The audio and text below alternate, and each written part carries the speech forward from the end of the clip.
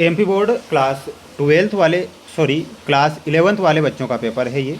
रसायन शास्त्र का पेपर है और ये त्रैमासिक परीक्षा के लिए मैं आपको बता रहा हूँ।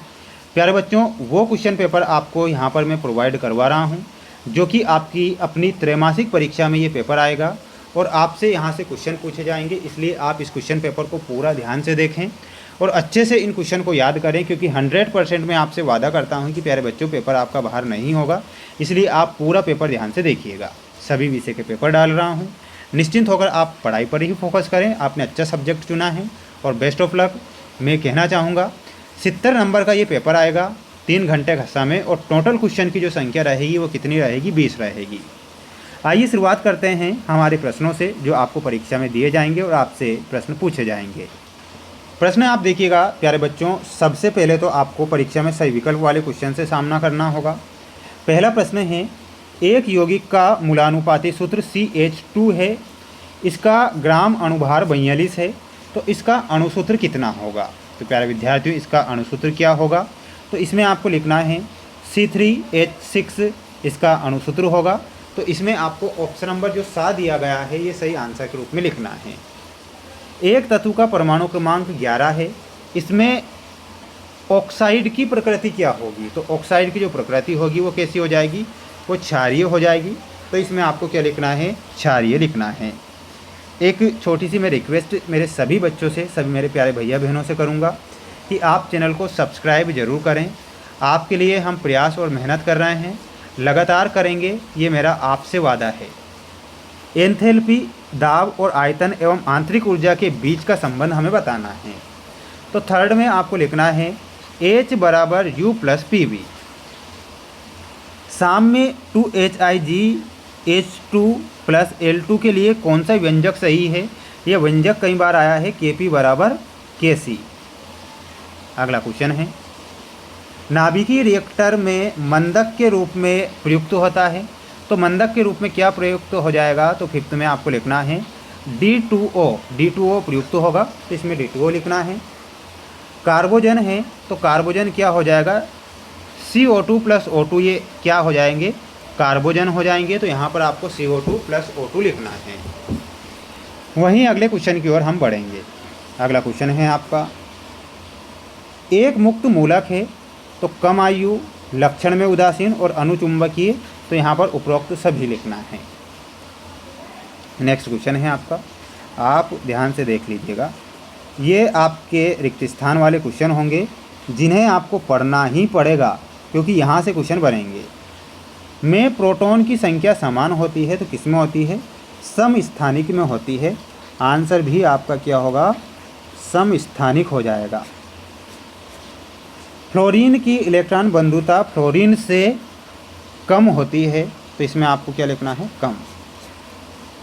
बंध कोण बढ़ने के साथ द्विध्रुव आघूर्ण का मान घटता है, तो इसमें आपको क्या लिखना है? घटता है। आयन जल के नमूने में कठोरता उत्पन्न करता है, तो यहाँ पर आंसर क्या हो जाएगा? और वो हो जाएगा Ca2+। ग्रिग्नार्ड अभिकर्मक में धातु कार्ब धात्विक बंध बनाती है, तो यहाँ पर आपको लिखना है मैग्नीशियम धातु कार्ब धात्विक बंध बनाती है। कार्बोनियम आयन CH3- का आकार होता है, तो वो कैसा होता है? समतलीय होता है। तो यहाँ पर आंसर क्या होगा? समतलीय। सोडियम बेंजोएट को सोडा लाइम के साथ गर्म करने पर बनता है, तो क्या बनता है? बेंजीन बनता है। तो यहाँ पर आपको क्या लिखना है? बेंजीन लिखना है। नेक्स्ट क्वेश्चन है आपकी, ये जोड़ी है, कुछ ध्यान से देख लीजिएगा इसे। आधुनिक रसायन के जनक कौन है? तो आधुनिक रसायन के जो जनक है इसमें लिखना है लेवोईसीएर। चुंबकीय क्वांटम संख्या में आपको मिलाना है अभिविन्यास से। प्रबल ऑक्सीकारक में हो जाएगा आपका फ्लोरीन। भारी जल का उपयोग होता है, तो ये किस में होता है? परमाणु रिएक्टर में।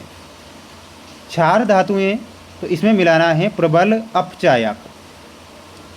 ज्यामितीय समावयवता में आपका करेक्ट आंसर क्या हो जाएगा? 6 में ब्यूटाइन।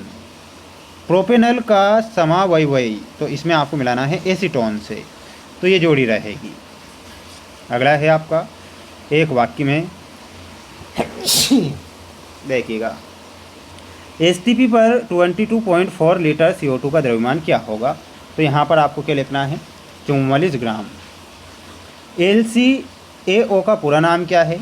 तो लिखना है linear कंबाइनेशन of atomic orbitals. Entropy की इकाई क्या होती है? तो जूल प्रति केल्विन। तो इसका आंसर लिखना है जूल प्रति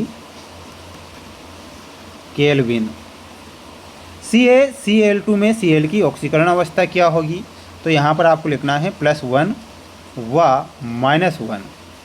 पाँचवा, क्षारीय धातु में आयनों के जल योजना ऊर्जा को सही क्रम में जमाना है।